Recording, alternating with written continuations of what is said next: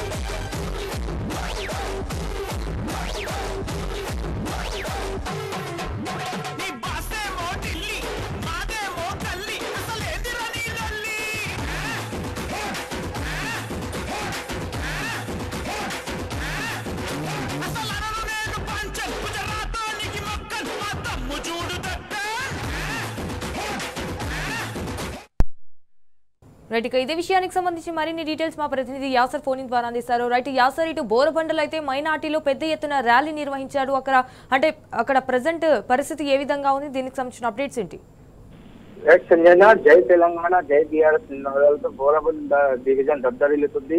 ఏ గల్లీ చూసినా ఏ వాడ చూసినా బీఆర్ఎస్ ప్రచారం అయితే కనపడుతుంది. ముఖ్యంగా చూసుకున్నట్లయితే బోరబండలో మైనార్టీలంతా ఏకమై గల్లీలలో పెద్ద ఎత్తున ర్యాలీ నిర్వహిస్తూ ప్రచారం నిర్వహించారు. మైనార్టీగా కాంగ్రెస్ చేసిన మోసాన్ని ఎండగడుతూ పెద్ద ఎత్తున నినాదాలు చేస్తూ గల్లీ తిరుగుతూ అయితే ప్రచారం నిర్వహిస్తున్నారు. ఈ ప్రచారంలో మైనార్టీ రాష్ట్ర అధ్యక్షుడు ముజీబుద్దీన్ పాల్గొని పెద్ద ఎత్తున బీఆర్ఎస్ అభ్యర్థి మాగంటి సునీతకు మద్దతుగా అయితే ప్రచారం నిర్వహిస్తున్నారు. ఈ ప్రచారానికి మైనార్టీ యువత స్వచ్ఛందంగా పాల్గొని వందలాదిగా స్వచ్ఛందంగా పాల్గొని అయితే ర్యాలీలో పాల్గొన్నారు. ర్యాలీలో పాల్గొని కాంగ్రెస్ కు వ్యతిరేకంగా నినాదాలు చేస్తూ రోడ్డుపై ఉన్న ప్రతి ఒక్కరిని కలుస్తూ పెద్ద ఎత్తున అయితే ర్యాలీ చేస్తున్నారు. ఏదైతే కాంగ్రెస్ వైఫల్యాలను ఎండగడుతూ మైనార్టీలకు చేసిన మోసాలను ఎండగడుతూ ప్రచారం అయితే నిర్వహిస్తున్నారు. కారు గుర్తుకు ఓటేయాలి, మాగంటి సునీతను గెలిపించాలి, భారీ మెజార్టీతో గెలిపించాలి. ఎందుకంటే మైనార్టీలు కాంగ్రెస్ వచ్చి 2 సంవత్సరాలు పూర్తవుతున్నా ఒక్క హామీ కూడా నెరవేర్చలేదు. కాంగ్రెస్ ఇచ్చిన హామీలను నెరవేర్చకపోతే కాంగ్రెస్ కి తప్పకుండా ఈ ఉప ఎన్నికలు గుణపాఠం చెబుతాం.